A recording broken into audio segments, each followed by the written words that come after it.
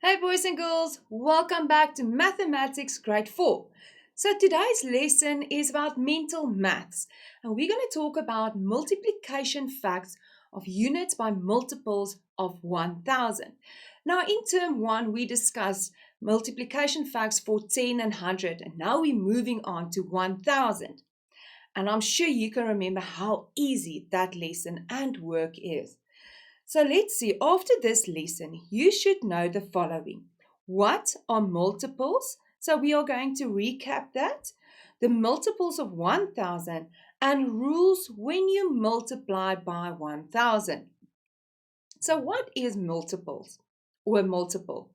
Multiples is a product that we get when one number is multiplied by another number. So if I say 3 times 4, 12 will be a multiple of 4. Now multiples of 1000, remember it's when I count in the number and let's go. We start with 1000. The first multiple of 1000 is 1000. What will be next? Yes, 2000 and 3000. But now we can go on to the 10,000s as well. And we can say 11,000. So that will also be a multiple of 1000, even though I'm going into the 10,000s. Because when I count in thousands, I will get to 11,000. If I say 1,000 times 11, it will be 11,000. So 1,000 divides into 11,000. That's why it will be a multiple. Now let's see what happens when we multiply by 1000. Remember when we said you multiply by 10 and 100, you just add the zeros. You count how many zeros you have and you add it to the answer. And exactly the same when we multiply by 1000. So we've got the number 13 times 1000.